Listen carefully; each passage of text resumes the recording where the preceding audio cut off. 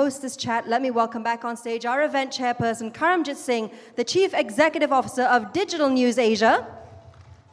And joining Karamjit for a Teh Tarik, a virtual Teh Tarik. Ladies and gentlemen, please welcome Yang Berhormat Dr. Ong Kian Ming, Deputy Minister of International Trade and Industry, Malaysia. Over to you, Karamjit. Okay, very good, thanks. So, Dr. Ong makes me very nervous. So, normally you have... It should be the other way around. Exactly. It should be the other way around. But he's there casually coming in and he said, I'm looking forward to getting a grilling from you. So normally ministers want to know, their aides will want to know beforehand, right? Hey, what are questions you're going to ask my boss? I don't want him to look bad. These under Malaysia Baru, these guys are not like that at all. They're spontaneous, so amazing. And also Dr. Ong said that to keep the conversation with us short, he absolutely wants to hear from you, okay? Ask him questions, challenge him, tough questions, that's not an issue, okay? Because that's how we're going to learn. No soft questions, no say, oh, government is doing great, I'm very happy, okay? No, okay? He wants to learn from all your interactions also, so just remember that. Sure, can ask anything and everything, but I may not be able to answer anything and everything. Yeah, of course, of course. Last time when they were on the other side, hey, we want the answers, tell us, tell us. Now when you're on the other side, you know sometimes you cannot answer everything, right? Very funny, yeah. When I meet them, it's very amazing. But it's true, right? Some things you need to keep private, right? So which is fine. So Ong, maybe we'll talk with, the MC was saying about Malaysia's policies with industry forward, and how, at this moment, how do you think the receptiveness is shaping up? Because I think the policy is quite robust and quite good. There are no glaring weaknesses. Of course, industry said, can the ratio of support, financial support, be increased, right? That's never ending. But from a government point of view and the feedback you get, and when you go around globally also, right? You've been to a lot of countries, Thailand. I'm particularly interested in Thailand. How are they doing? What do you find? First of all, I'd like to thank the organizers for not just organizing today's event and also tomorrow, but also for inviting me to share some thoughts and views, and also to get grilled by Karamjit and all of you guys. By you, all of us, 500 people grilling him. Yeah, it's a joint effort. I understand that there were some views shared this morning by the panel speakers, including Tan Sri So, who has been very active in terms of working together with MITI to promote and push the Industry Forward or Industry 4.0 policy. This is my third Industry 4 related event over the past week. Past week, exactly, yes. Yeah. They're coming heavy, fast and heavy. Yes, and I think one of the reasons why we need to do a lot of these events is that the exposure to Industry 4.0 policies, trends, and also solutions on the part of SMEs in Malaysia is still very low. And I think Tan Sri So would have talked a little bit about that. He was really concerned, he was. Yeah. Yes, and I think on the part of the bigger companies, the MNCs, some of the large local companies, they have a better support system. They obviously have larger budgets. So, they are the ones that can lead the way in terms of Industry 4.0 pillar adoption and then show the way to the SMEs. But on the part of my ministry, what we've done is we've conducted about 43 roadshows all around the country, talking to more than 4,000 SMEs, to ask them in the manufacturing sector, to ask them to apply for something that we call the readiness assessment, which I think Tan Sri So talked about as well. Yep. Of course, the take-up rate is still, can be improved. We've had over 600 applications, about 130 plus have been approved, and we hope that we can reach our 500 target by the end of the year. I think when as readiness assessment was first announced, you felt like people were going to rush forward and take advantage of it because it's free for them, and it's like a consultant coming in and telling you where your strengths and weaknesses are, right, for 4.0. And it is... Except we don't charge. Yeah? Except we don't charge like consultants. Yeah, we don't charge, exactly. Yes. That's why it's amazing. So, I mean, all of you are paying for that. So, but only 600 have applied, and you've even chosen a smaller amount. And I think one of the complaints is that you're asking for so much compliance with processes and all that before you say, okay, your company, Karamjit, is eligible, we're going to send people over. So why is it that out of the 600 over, only 200 something, 233 or maybe the number has changed now, you say, okay, you are part of the readiness assessment. What's the challenge with that? I think we need to make sure that the companies fulfill the initial conditions that were set by the ministry. So that's why more of this information needed to be gathered from the company. So for example, I think one condition that perhaps some companies may find a challenge meeting is they need to have a manufacturing license. Manufacturing license. Which means that they have to have a paid-up capital of at least 2.5 million ringgit. So maybe some of the micro SMEs in the manufacturing sector may not meet that particular criteria. They also need to be in operations for at least 3 years, and they need to be a registered company. So all those companies, including perhaps some of the factories that are in my own kawasan, they may be operating in illegal areas that have not been designated for manufacturing. Yes, not been designated as industrial parks, for example. So there are these kinds of clarifications that we need to seek to make sure that only the ones who fulfill the conditions are selected. Of course, you don't want to help a factory that is operating illegally, whether knowingly or unknowingly, right, with taxpayer money. Okay, I understand. But still, to me, we've got 100,000 over manufacturing SM. 50,000. 50,000. Manufacturing, okay. Manufacturing. 50, sorry. And surely, 600 something that apply is just an incredible sliver. Are the rest already assessed on their own? They're ready? I mean, this is a no-brainer. You've conducted so many awareness workshops, right? It's stunning to me, actually, you hear this, right? So there could be a multitude of reasons why SMEs don't want to apply for the readiness assessment. Firstly, they may still have some perhaps trust issues with the government. Is that trust, or they're just not paying their taxes properly? The trust comes from there, right? So yes, I think that could be the perception. Yes. Zaki talked about being afraid of policymakers, but I think it's a different kind of fear in the sense that they think that once we are asking for this kind of information, we would send in LHDN to audit their books. So perhaps there could be still some gaps that we want to narrow. And let me just show you one example of how we try to narrow this gap. Last week, my ministry co-organized an Industry 4.0 workshop focusing on the readiness assessment with an auditing company. Auditing company. So if let's say the auditors are okay to work with us, their clients should also be okay because we have given them the assurance, and the auditors can also assuage any fears that their clients may have in terms of us sending the tax authorities after them. That's not the case. That's not what we want to do. Yeah, I think the underlying fear, right, and I think Tan Sri was saying trust issues. He's being very polite. Trust issues. They're just afraid of being audited. But then, I think the Malaysian tax base is actually very good. My friend is married to an Italian. I don't know if anyone is Italian here.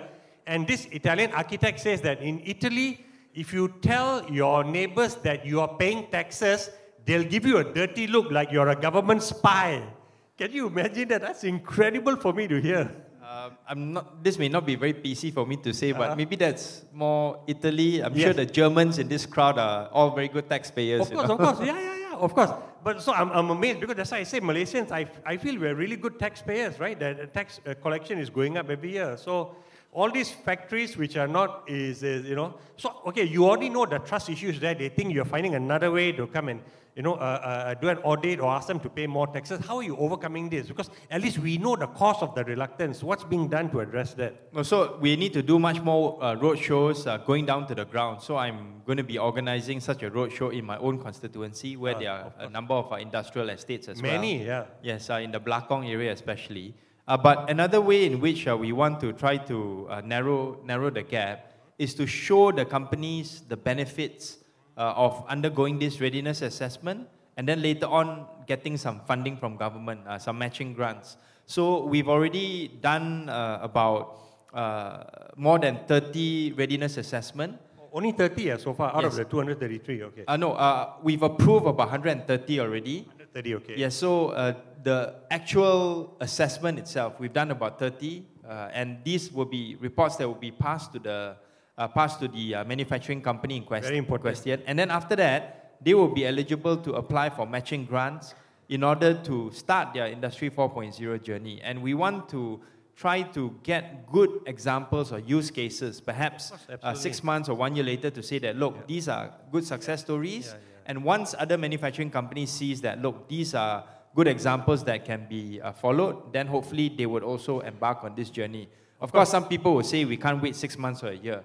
That's why I think events like this are very useful, very important for existing SME players to come and get exposure to the latest trends. And perhaps for some of the existing use cases that are successful, we can actually showcase them at our upcoming I4.0 Summit that is organized by MITI that will take place at the end of this month, on the 30th and the 31st of October. At MITEC? At MITEC, yes. Oh, okay. Oh, very interesting. So here's what I hear is very interesting. So the 30 companies have already finished and gone through and they're about to get their report, right? Or they already have the report. So now you're saying that these 30 companies using this report, sounds like they have a fast track to getting aid from the government to accelerate or to begin their process to adapt to 4.0, right? Not a fast track. We've track. not opened our applications for the matching funds yet. That will be done soon. Yeah, but we want to make sure that those who have undergone the readiness assessment, they would be able to apply for it as and when we open up the applications. When will that be? Because that's by the end of the year. End of the year. So November or December we're looking at? Because the earlier it is, the better, right? Yes, we need to make the announcements before the end of the year, and because of budget allocation, priorities. Of course. Okay, no, that's interesting because I think when people see that the readiness assessment is a path to getting funding quicker, then business logic will kick in. They say, hey, overcome their fear. Maybe I'll do that, right? Just to give you an example, the funding comes in the form of a matching grant, 70-30. Correct. Up to 500,000. So 70% comes from the government, from MITI, 30% comes from industry. So I think this is actually a pretty good deal in terms of making sure that we can journey together with the manufacturing sector, especially among the SMEs. I think but there are also other grants that are out there. So that balance 30%, they can still offset with some other existing incentives out there, right? So we would prefer that the companies themselves have a stake in the game, so to speak. Of course. So it would be good if, let's say, they could come out with the 30%, and the amount is not very big, right? So, for example, if, let's say, you're looking at 100,000 investment initially, and the I4.0 journey does not have to start with a lot of expenditure. Okay. So you're looking at 30,000, which I think for most SMEs, they should be able to afford that. I mean, yeah, but the challenge with SMEs globally is they don't want to take out money. And I think we had Dr. Jim, or maybe he has left. So there's one gentleman, Malaysian, who was working with A-Star before. And before that, I was talking to another Singaporean who has crafted out a digitalization journey for SMEs in Singapore. And he said, coupled with the various government grants, because SMEs don't know all the incentives that are available out there, right? You're busy running your business. At the end of the day, he said, we have come to them and we said that you follow our structured training. It'll help you maybe get from A to B, not A to K, right? At least just move forward. And it will only cost you 5% out of pocket cost of the whole program. Because the government in Singapore has got no time to wait for its SMEs, right? It wants to push them fast. Because the only advantage is human capital, right? And knowledge. And yet he said, despite that, it is so hard to get companies to come forward. And he said the reason why is because when you do this digitalization, at least in Singapore, the whole SME, all your staff have to be involved in the journey. You don't just send your finance or your tech team or your engineers, right? Everyone has to be involved so that at the end of it, they all appreciate what digital is and they're in tune with it. So you don't have any laggards, right, or holding you back. So that's why he said, in the end, they say, I can't afford for all my people to go, even though it's staggered basis.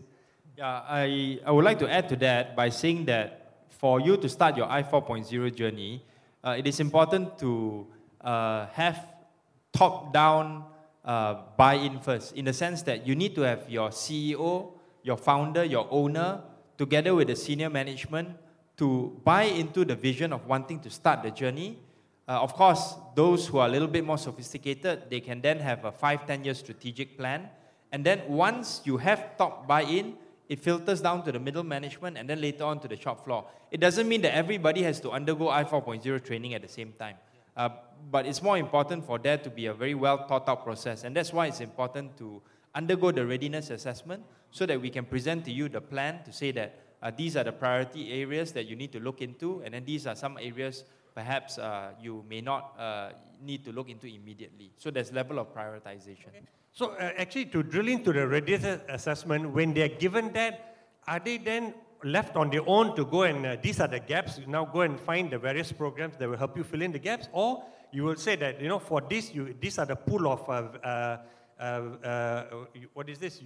Solution providers, for solution example. providers that we have already filtered or whatever, right, that you can work with. Do you help them with that way, or you leave them on their own to fill up the gaps on their own? Of course, if let's say they want to apply for the readiness assessment, that is something that we encourage.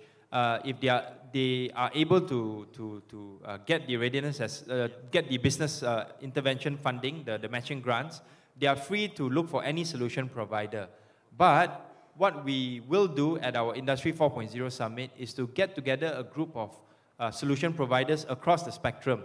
There are some that may be more sophisticated, charging higher price points, others that are more entry-level types, and then we give the companies a choice. We don't want to say you have to use solution provider X, Y, and Z, which perhaps has gotten some people in trouble before. So we want to give room for people to use, but at the same time, we do want to come up with some sort of a recommendation list that we have, of companies that we have worked with in various capacities. And this actually works in Singapore because the SMEs are not familiar with this technical and software or hardware, right, stuff.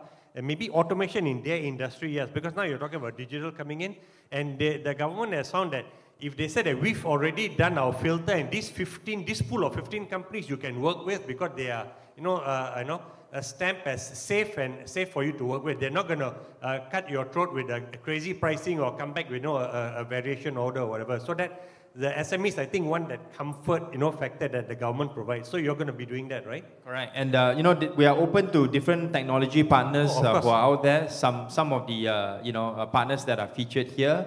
And of course, TM1 has been very supportive of our Industry 4.0 journey. So they've also done a couple of roadshows together with MITI to push for the readiness assessment.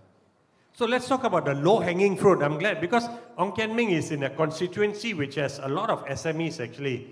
And that, in a way, should be your low-hanging fruit because they're comfortable with you, they trust you, when you have your mahjong or your yam-sing sessions with them, I use that because they're mostly Chinese and you want to have culturally they sit down and play mahjong or you have yam-sing. And then after a while, the barriers come down, right? What do you find is their concerns, and do you find that, these concerns are irrational or very selfish or whatever? I'll give you an example. So when I talk about Industry 4.0 to some of the factory owners in my area, the first response they come back to me is to say that, hey, can I have more foreign workers?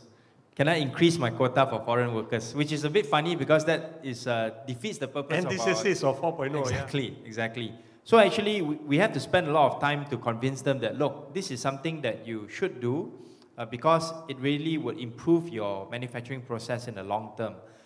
Many of the business owners still find that Industry 4.0 is something that is abstract. They don't really understand what some of the different components or pillars are. And that's why I point to the use cases. If they can see some successful examples, then at least they can say, okay, factory owner X, Y, and Z, it's not to say that he's smarter than me. It's not to say he's more successful than me. But he can do it. If he can do it, it means I can do it. So I think that is the kind of examples that we want to show. Absolutely. So unfortunately, we are not there yet. So these 30 who have already got their readiness assessment, they have not moved yet. And they have not been able to, receive this grant. So I understand I'm sure Ong Kian Ming is a marathon runner, a super fit guy.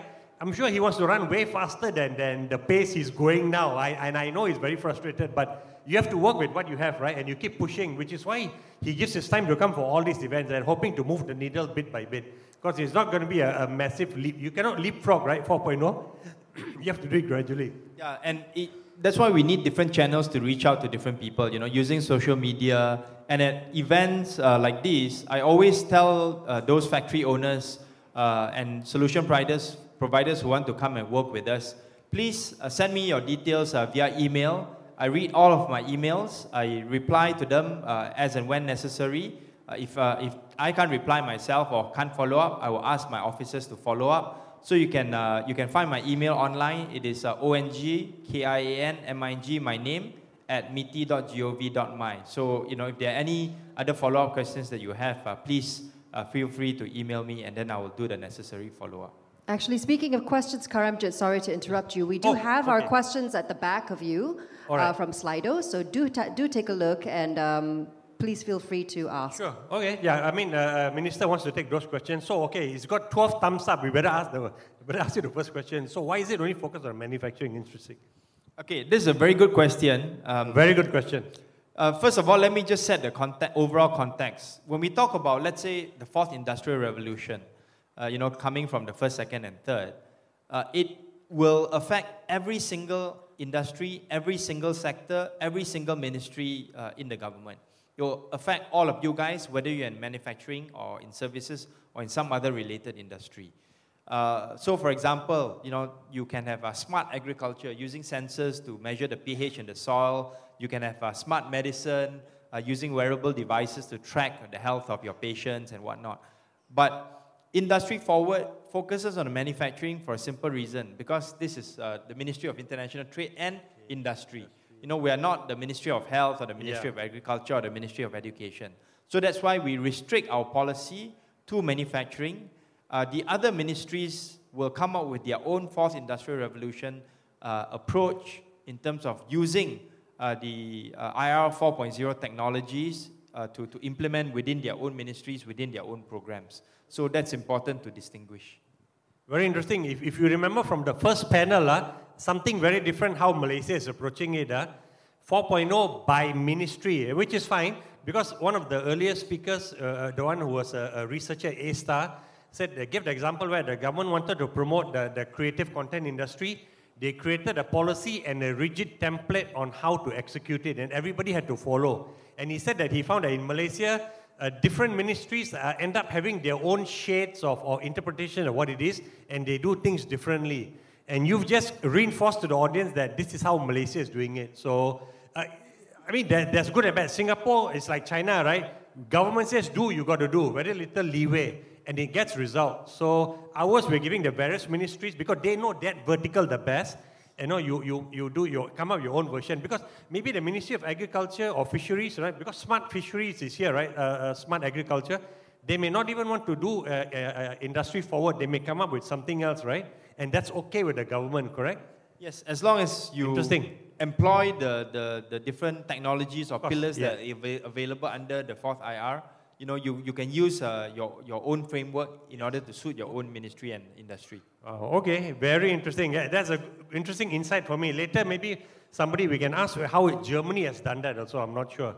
So, okay, well, let's move on to another question. 9 people, anonymous, okay. How students can participate actively in the implementation of 4.0? I guess he's wondering, they just want to get good jobs, right?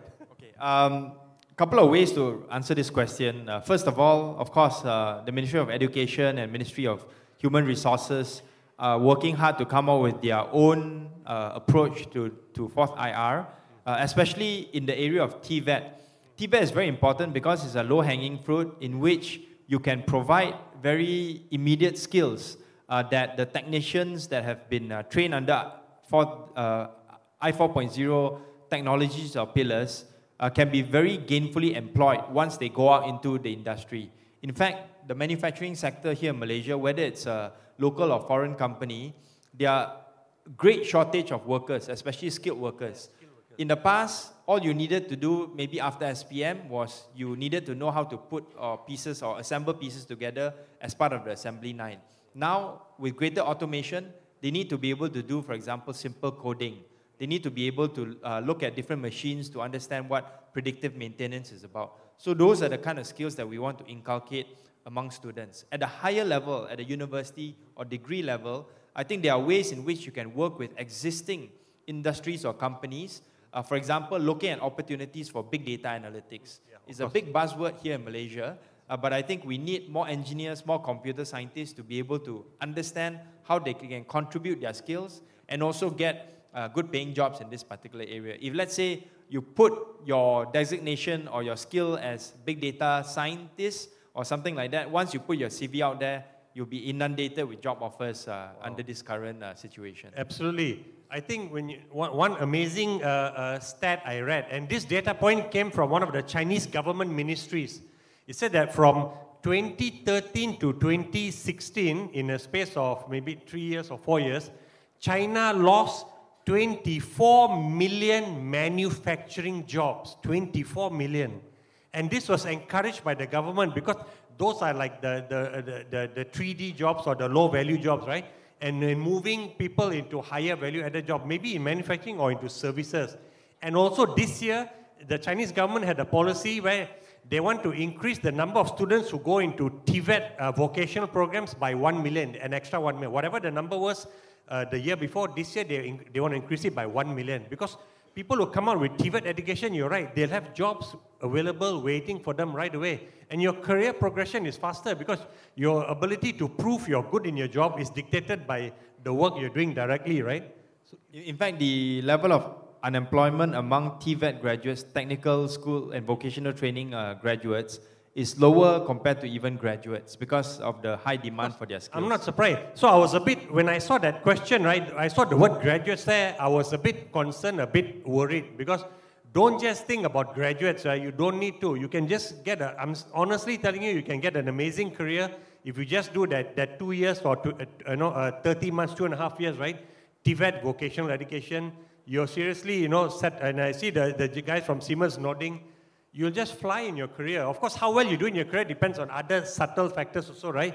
Your IQ, your EQ, a bunch of things, but you'll have a job, you'll be relevant, which is what parents tend to ask me a lot, actually. Yeah, and what we are trying to do at the federal and state level is to find, for example, internship and apprentice courses. Of course, Germany is well known for that, so that you can work and then you can learn at the same time, and then you'll be able to see that you are able to earn a good salary working in this kind of career progression. Exactly. In your 3 years, right, you actually self-fund your own education. Fantastic. So are we working on a pilot towards that, Ong? Do you know whether we're trying to do that with your Guthrie's or your Simdabis or your BMWs in Malaysia? There's already a pilot project of this nature in Penang that was started by the former Chief Minister Lim Guan Eng. Okay. So we are trying to see whether we can work with the other skill development centers at the state level to see whether we can implement similar models. Okay. And this pilot has worked well. The students coming out have they call it a Meister program, and given the importance of the E&E sector in Penang, whatever graduates that can be produced using this means, you can be sure that they will be able to find good jobs, even as they undergo the training. Correct. I mean, just one quick segue is that because cybersecurity now, with everything being connected, and Tan Sri Toh was saying that he gave a simplistic example of what Industry Forward, our I 4.0 is, that everything it becomes connected end to end. And then when everything is connected, you also become more vulnerable at cybersecurity. And one of the universities told me that when they added a cybersecurity course specialization to their program, their graduates who used to get jobs before graduating, now their current batch of graduates are getting 2 or 3 job offers before they graduate. Imagine that. Which parent doesn't want that for their kids, right? So it's creating a lot of opportunities, but you got to seize the opportunity and not be afraid. So okay, let's look at that technology. What is the government doing to implement technology? When will the government move away from bureaucrat red tape and long queues and huge crowds everywhere? So that's kind of interesting. That's very much the old mindset. It actually doesn't happen that much anymore in my experience, but of course, this one has less to do with Industry 4.0 and got to do with the larger government bureaucracy.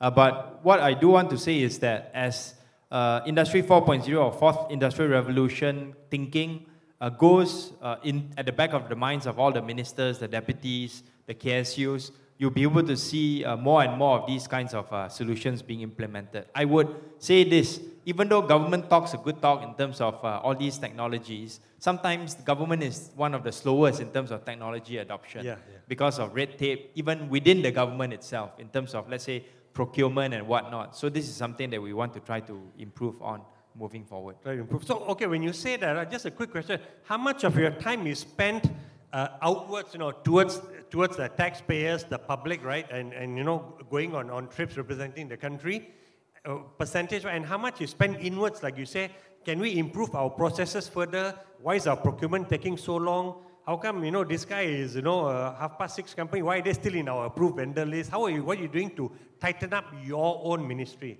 I think it depends on each ministry, obviously, but one of the complaints that I would get has got to do with a little bit more technical area in MITI, which is the certificate of origin. So, okay. Yeah, so this actually proves that this particular good, a certain percentage was produced in Malaysia, and you can use a certificate of origin to get access to tariffs. Tariffs, in some of our preferential free trade agreements. Okay. So we always receive complaints to say that we are not fast enough and this and that. So we do try to listen to this feedback.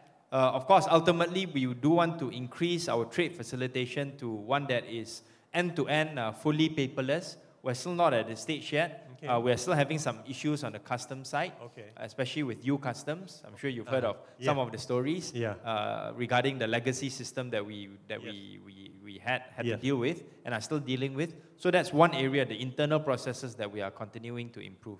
So you're still working, in terms of your ratio, what percent time do you spend internally versus, being a minister? It's hard to say. All depends on week to week. But I would say probably about half. Oh, that much, huh? Half would be external engagements. Okay. Half, would be internal policy-related issues. And improving, speed at which you can serve, the customers. Not just speed, but also in terms of trying to fine-tune and also give more substance to our own policies internally. Understood. Okay. When you talk about fine-tuning, I think the industry forward is coming up to 1 year of the policy also. Are you looking to make some tweaks and changes to sharpen it up? And is there anything specific that you can share? So I think this relates to this question. 400 plus companies that were applied were not eligible for the RA. Let me just clarify first. When I said that over 600 applied, we've already approved about 130 plus. It doesn't mean that everyone else has been rejected. It's just that the initial number that we approve, these are the ones that scored the highest in terms of their application strength, right? There will be a number of others that have not been approved yet, but will likely be approved. This will be the second wave of approvals. However, that being said, we always continue to refine our conditions. Yeah. So the issue of whether the manufacturing license is one that we want to relax, I think can be discussed. And of course, we need to find the balance between having a more permissive approval condition versus, for example, kilang haram, don't pay license tax, employ illegals, So if, let's say, we are too relaxed about some of these conditions, there will be some who are, who apply, who perhaps may not be so suitable, companies to apply. Right. No, I mean, I absolutely, are they eligible for grants? I hope not, man. That should be... The answer is no. The answer is no. If they're illegal, then they're not. Yeah, correct. So, and you don't want to encourage that also, So, so industry, so interesting, this is just like a point of clarification. Apparently, they said that in the document, it's wrongly identified manufacturing as the biggest sector among SMEs. You're right, it's actually not, So that's just an edit to be made, lah. Let your editor know. Okay, interesting. Can this program provide more to the Borneo side, that means Sabah, Sarawak? Okay, good question. So somehow our brothers in East Malaysia feel that they're always left out of policies. How do you address that? Actually, this is a good question. The challenge is not just in terms of Borneo, Sabah and Sarawak, but also in terms of East Coast, Kelantan, Terengganu, Pahang. Right? Because we're talking about the manufacturing sector, and when you talk about the strength of the manufacturing sector, it's mostly coming from Selangor is the biggest in terms of GDP output from the manufacturing sector side. And then you'll be followed by Johor, Penang, Perak, Melaka as well. Yep. So all these places, manufacturing would be somewhere between 20 to 40% of the state GDP. Right? When you go to places like Sabah, it's less than 10%. Less than 10. For Kelantan, it's less than 15%. Right? So the number of manufacturing companies that they have is relatively low. Right? So in order to try to increase the effectiveness of these programs, our responsibility is actually to bring in more manufacturing activity to those states, whether it's in terms of domestic investment or foreign investment. Correct, But it's difficult, right, to get investors to go there even with policies. Sometimes things are just locked in place already, right? Like in the US, Silicon Valley, I know Boston area, North Carolina, many geographic regions are trying to pool and it be the next Silicon Valley, but it's so embedded, everybody just wants to go there. So it's very hard to relocate unless there's a major disruption happening. So that's why you need some of the bigger investments, whether it's FDI or domestic investment, to go to spearhead the manufacturing sector first, and then later on they'll bring in some SMEs as part of their value chain. Well, I mean, in Sarawak, they kind of succeeded because you've got First Silicon there, right? You've got the advanced. Of course, it's called something else now. It's run by, is it XFab? It's owned by a German company now, the fab in Sarawak. So, and they were hoping that the fab, then you start your supply chain and you get SMEs serving that, that big anchor tenant now. But it hasn't quite worked out that way. So, because the talent pool in the state needs to stay there when they come back also, right? So, it ends up being dispersed. So there are various facets to that. It's very too simplistic to say we try to encourage people to go to these two states and and hope for the ripple effect. Bit of a chicken and egg, because we always complain about how, especially in Johor, people go down south to our neighbors to work there.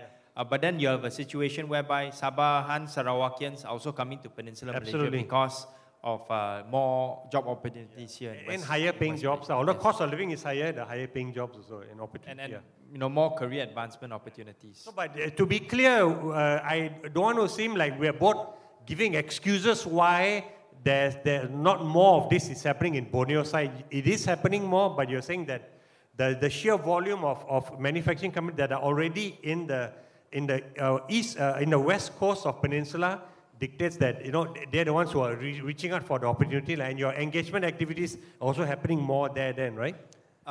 Yes, but at the same time, like I said, when we do our road shows, we go to every single state. Right, of course, I've been to almost every single state except for Perlis. And some of my officers have also gone to the secondary cities. So, you need perhaps, to. Yes, we don't just go to Perak, for example, Ipoh, for example, we go to Taiping. We don't just go to Kuantan, but we go to Mentakap, go to some other secondary cities within each state as well. All right, very good. Let's look at another question. We want to manufacture a pilot line with 4.0 standards for lithium polymer battery. Oh, very specific. Graphene technology. So I apply. So can this person apply? As long as you have a manufacturing license. If you are doing manufacturing activities and you have a manufacturing license, you are eligible to apply for the readiness assessment.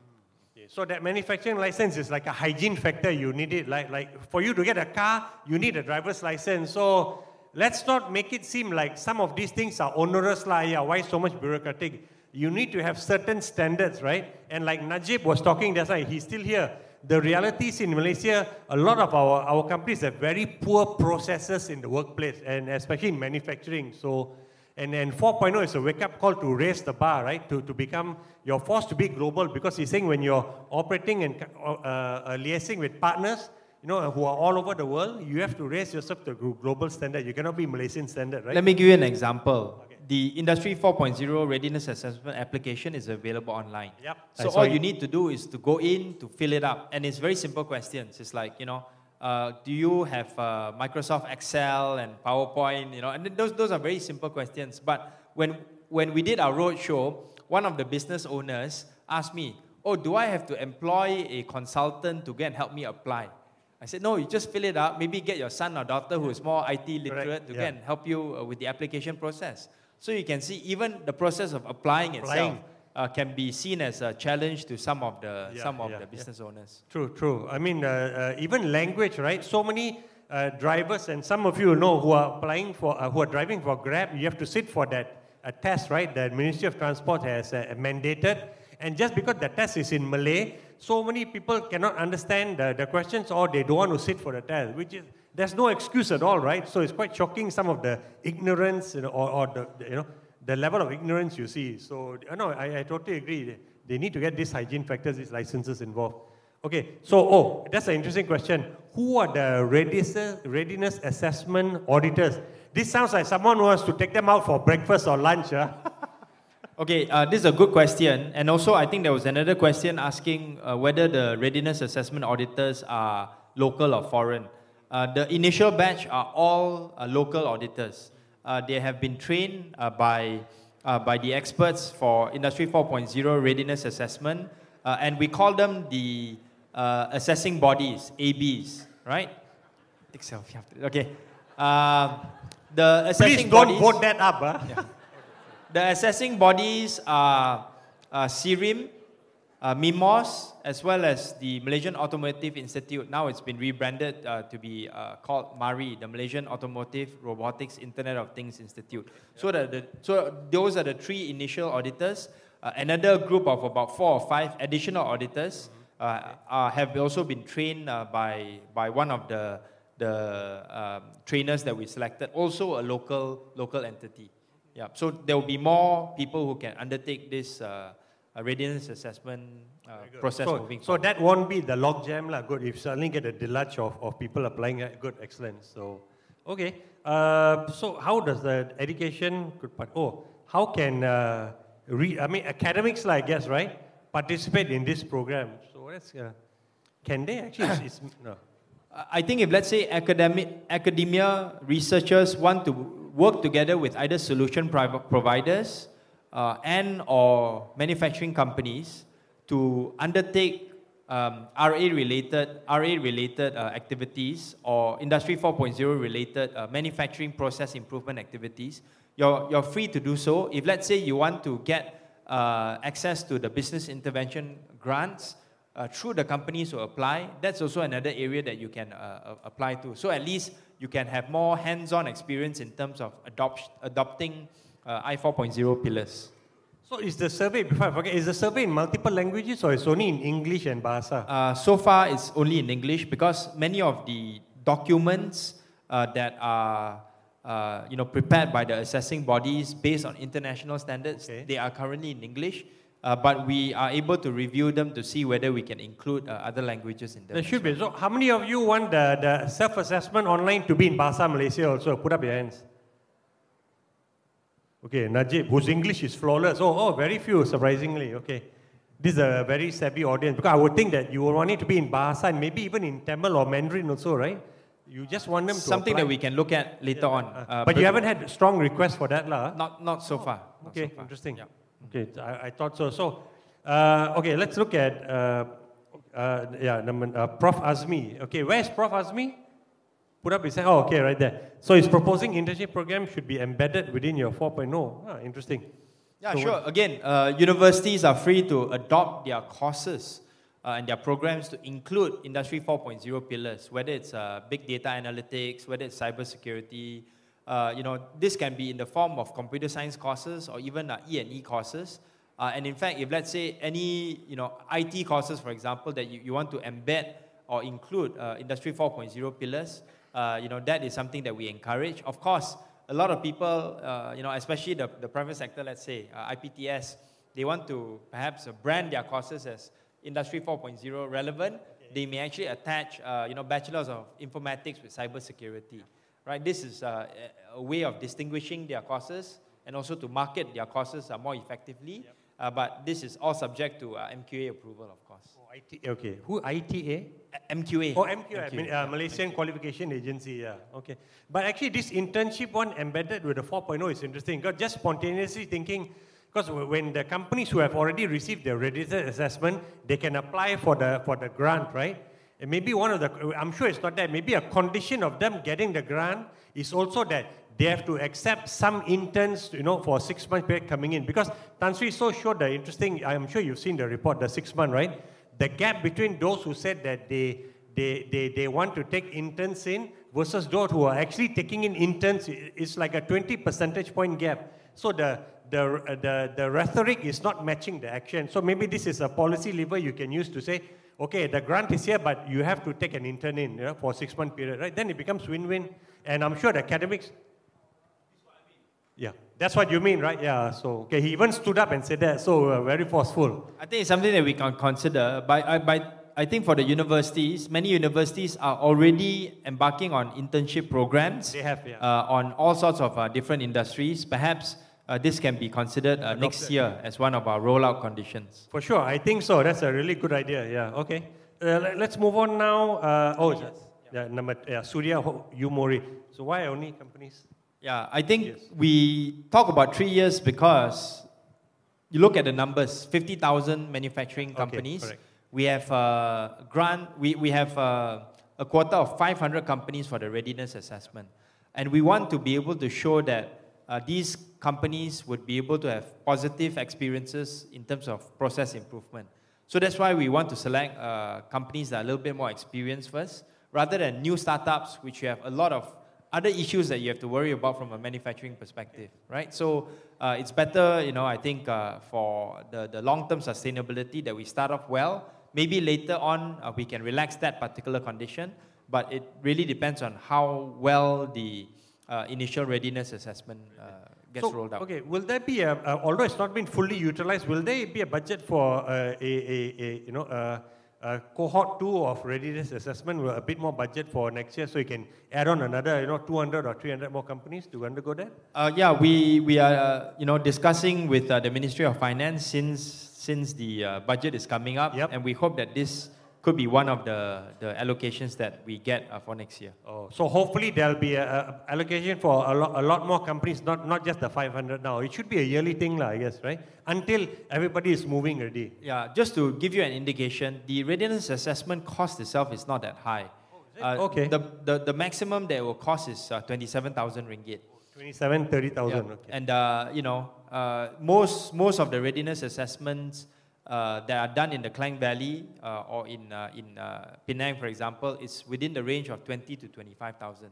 This is to pay for some of the costs associated with the assessing bodies, those people who have been trained to come in, their hotel accommodation, and then also some of the funds for the agency that's doing that. But on the company side, how much time does it take? Let's say a company has been, they're going to receive this readiness. How much time does it take from the CEO, the founder, before they fully from the time when the on-site visit happens to the end, it will probably take about 1 or 2 months for the whole process to be completed. Okay, understood. Okay, we'll go to the next one. How is the grant equally distributed among, and how many % by Chinese and Bumiputra? Okay, because nobody has received that yet, right? But that's also a good question.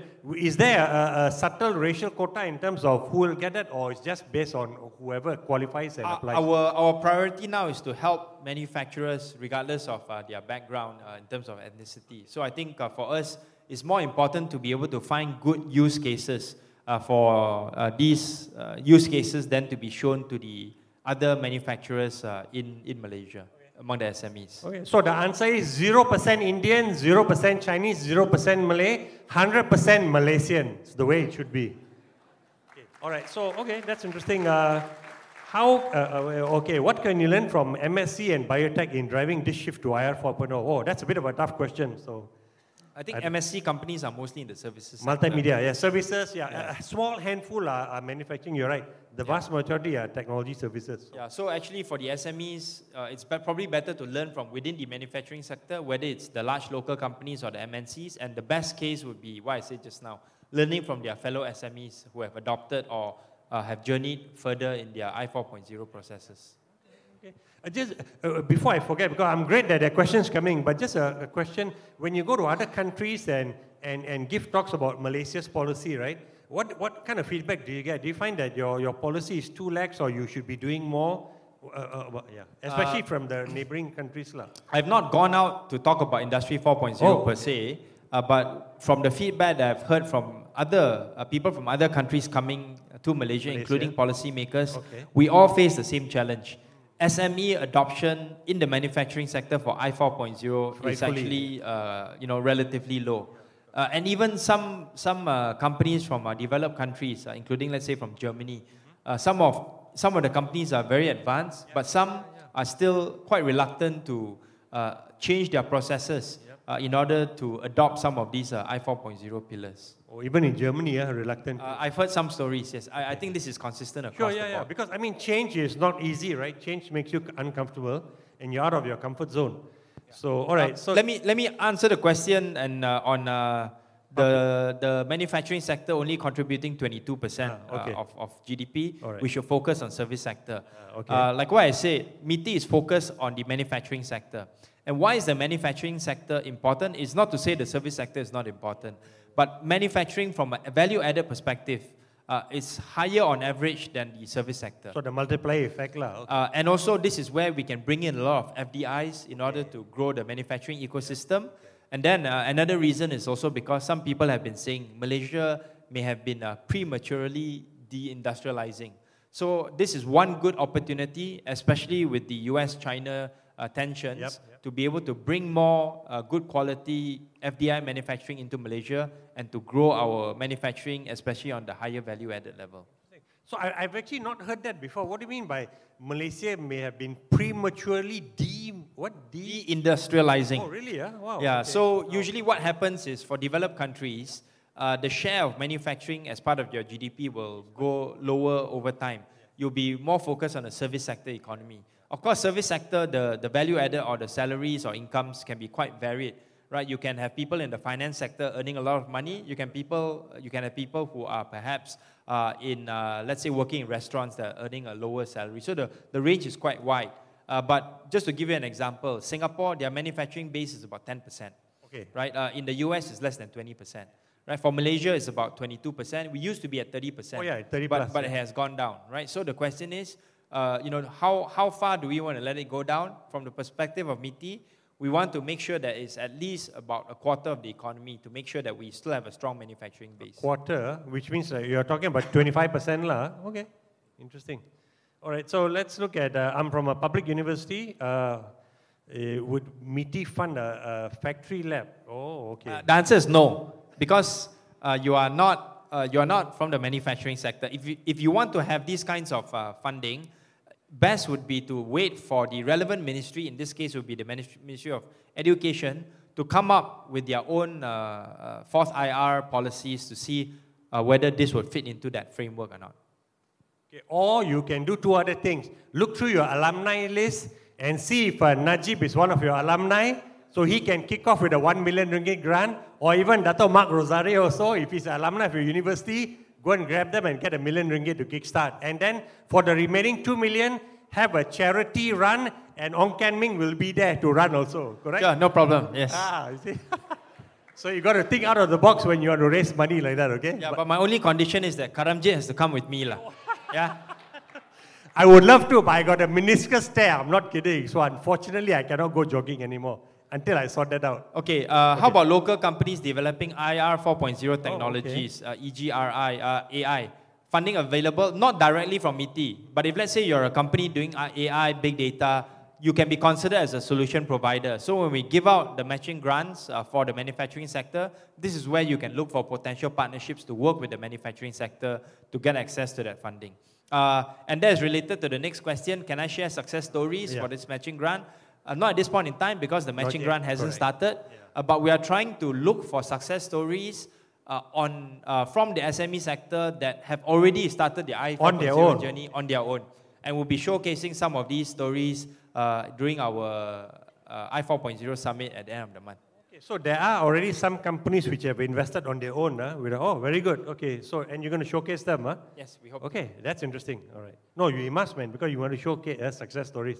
Okay, so, all right. Okay, how does IR 4.0 align with healthcare industry? Please vote me. Okay, in terms of the direct healthcare industry, this one has applications to do with the Ministry of Health because they also have their own plan. Correct. But in terms of the manufacturing sector, Malaysia is one of the most most important producers of medical devices. Okay. So we have a lot of multinationals that are in the manufacturing sector, especially in Penang, doing medical devices, in Sungai Petani, some parts of Klang Valley as well. And this is where the multinationals already are embarking on I4.0 processes. We want to request for them to help some of the SMEs in their supply chain in order to push them up the value chain. Okay, interesting. So we've got, we're looking at next one is 4.0. Where did it go? The question, okay, so biotechnology, right, apparently has huge potential in the future, and there's a lot of underutilized talent. So is it relevant for 4.0? Only if the biotechnology component comes under manufacturing. If not, then it will be under the Ministry of Environment, Science, Technology, and Climate Change. Okay. Yeah. Coincidentally, yesterday I was talking to the former CEO of one of the government agencies that was helping to promote manufacturing in the biotech space in Johor. I forgot the BioXcel. Was it BioXcel? So he said that because there's an Indian company called Biocon, right, there, and it's like a 2 billion ringgit manufacturing facility. And they are looking for lots of people. So, there are jobs there, But I know there are biotech people who came out and couldn't get jobs in the industry. And I just met one the other day at a conference sitting next to me. She's now managing R&D for an automotive manufacturer. Basically, if you come out as a biotech graduate, you're smart, right? You can easily jump to a neighboring industry or so. So don't worry about not having enough jobs there, correct? Yeah, I mean, let me give you an example in terms of how this can be relevant to I4.0. Biotechnology has many uses. So, for example, if you can have some sort of a biotechnology, design or process whereby you can convert, let's say, palm oil FFB into some sort of a more usable product instead of just using it as biomass, right? That can be part and parcel of a manufacturing process, and that's how And if let's say you include I4.0 pillars in the manufacturing process, then it will be relevant for our particular policy. Yeah, and it's actually not that difficult. I think 2 years ago I attended a conference, or we're down to 10 minutes, so get your questions coming, in KL. Somebody from Bosch was talking out of Singapore, and he gave the example of them helping a manufacturer in China. So the equipment was all old, but he said that they were able to just attach a very low-cost sensors to the equipment. IoT. He didn't use the word, he said sensors. And the sensors were sending back readings, and you were suddenly able to do preventive maintenance on all equipment. So that was an eye-opener for me. You don't need to do a major up investment, right? And no need to buy new machines. You can still use your existing machines with low-cost sensors to give you readings. And that's the analytics and data part. So it can be done. So don't worry that you have to spend a lot in terms of hardware, right? I think that message needs to come across also. Yeah, and we've actually done this with some companies. Oh, okay. So the Malaysian Productivity Corporation, one of the agencies under MITI, has organized competitions whereby we give out some of these basic packages that's offered by the multinationals, including Bosch. Okay. And they use these sensors, and we call them IoT devices. IoT, okay. Yeah, to be able to collect data from existing machines and to see how you can improve your processes, not just in terms of predictive maintenance. You can take temperature readings, pressure readings, just to see how efficiently your machines are producing. And there were a number of such events that was conducted in Penang, in KL, in Johor, and companies were then able to showcase their success stories using this very simple technology. Absolutely, and amazing part is, he said this factory immediately enjoyed an increase in revenue and a decrease in maintenance cost. I mean, it's plus, who doesn't want that, right? So that example gave me hope that actually Malaysia, our manufacturers can move up and adopt 4.0. So that's good. Okay. Your company has completed the readiness assessment months ago. Please email me, and then I will follow up to see what is the latest status of your company. I think there was a question that says MTDC has a complete list of solution providers. Please pass it to MITI so that we can add it onto our database. And this can be part and parcel of what we want to do and showcase during our summit and even beyond that. Okay, MTDC, very good. Halim, your staff are doing their job, man. Yeah. The evaluation process, we have not announced the details yet. We're still working out the details, and we hope perhaps during the I4.0 summit, the details can be announced. Let's look at, seems to be going towards digital, about cyber threats, the second one. Yeah, so cybersecurity is actually one of the pillars of I4.0. Yeah, exactly. And the reason why we give it focus and priority is because you're collecting so much data from your machines, right? And the machines are, made by different vendors, manufacturers, vendors. They're all connected to one another, and they're all collected in a central database somewhere. That's why it's important for you to be able to protect that data, because if a hacker goes in, it can stop your entire process. Wow, correct. You got ransomware coming and all that. You're right. Yeah, so it's a very different world we're moving towards. Okay, so how does this program help in healthcare? Not specifically, right? I think. I've answered this already. With the manufacturing, Ministry of Health. Yeah. So, so number, is there allocation from the government to run training awareness program regarding 4.0 in universities? Again, not at this moment in time, because the focus for the ministry, for my ministry, is more towards for the manufacturers at this point in time. Okay. So, are there any other government agencies having their own industry forward programs? Are you aware of that? They may call it something else, but I am aware that there have been some initiatives that have been branded as I4.0 or the Fourth Industrial Revolution. announced by the Ministry of Human Resources, Ministry of Education as well. Yeah. And I know YB Gobin is now working on a digital economy, a blueprint or plan for Malaysia also. So yeah, the national fiberization that is one. There's rollout. Another one. Yeah. And for example, 5G is also going to be very important in terms of I 4.0 adoption. When you have more machines talking to one another, when you want to do, for example, manufacturing monitoring from remotely, from remote locations, that's where the connectivity speed is actually seamless. very important. Yeah. For example, if let's say you want to improve the speed by which you communicate with your machines, with 5G, it will be able to integrate the different devices much more. It's going to be a very real-time, seamless world. Yeah. So, okay, we have a lot of local technology providers keen to offer local. How is the ministry assisting on this? Yeah, please contact us. We will do the proper evaluation to see how you can be part and parcel of the ecosystem. Yeah, we want to have opportunities for as many local technology providers as possible, but we also have to do a bit of vetting. Yeah, it has to be done because it's still taxpayers' money, right? Yeah, okay. So the TVET 4.0, what's the first step to begin for lecture, student, machinery, training module? Go and read our industry forward document that's available on the MITI website so that you can see how we are framing it from a manufacturing perspective. Okay. All right. The most challenging aspect to educate people about 4.0, interesting. That it is not as complicated as you think, that you don't have to embark on the I 4.0 journey by embracing all of the different pillars. There are 11 pillars that are highlighted in our industry forward policy. Yeah. You can just focus on one or two, and it's a marathon, to use an analogy that I like. It's not a sprint.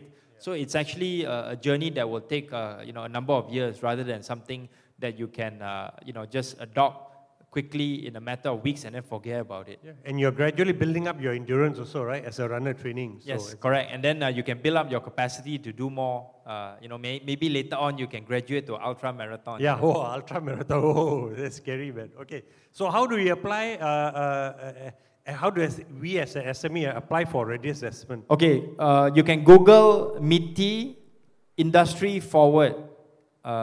Forward with 4 and then WD. It will bring you to the online website. Just fill it up. It's very simple to do.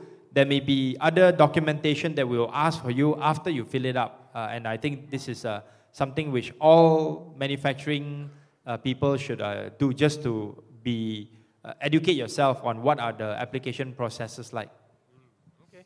So there's a statistic report from the stats department, right, that the biggest job opportunities are still low-skill jobs for SPM leavers. So that's got to be concerning because that's reality on the ground. No, but that's rapidly changing. So if let's say you are looking at the traditional assembly line, that may be the case.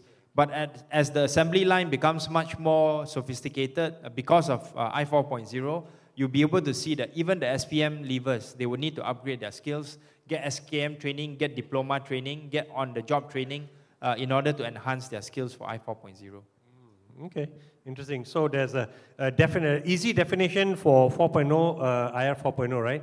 So is it, adakah I 4.0 hanya fokus pada elemen yang ada pada is it only for the manufacturing sector? Untuk IR 4.0 ataupun I 4.0 sebenarnya bergantung kepada negara, bergantung kepada siapa yang anda bincang tentang policy ini. Untuk MITI, IR4 adalah untuk seluruh negara. Tapi I 4.0 ataupun Industri 4.0 adalah fokus kepada sektor pembuatan saja. So that's a simple way for you to understand. Fourth IR, the whole economy. I 4.0 focus only on the manufacturing sector. Because you got the R there, right? So industrial revolution. So that's the whole economy. Yes. Okay, so ada huruf R di sana lah yang membezakan. Yeah, because remember the third industrial revolution had to do with computerization, yes, right? Yes, yes. And computerization affects all industries, all sectors, including the manufacturing sector. Right. So the way we look at the fourth IR is the same. For MITI, we focus on I 4.0 in the manufacturing sector. Okay. IR 4.0 is in the pipeline. Will be replaced soon by 5.0. What is your ministry strategy in embracing 5.0? I'm not aware of 5.0, man. Unless they're talking about 5G. So. People, 5.0. Yeah, we already have challenges implementing 4.0, and I think many people in the manufacturing sector, would be happy getting to 3 or 3.5. So let us focus on what we have right now and the challenges that we have right now.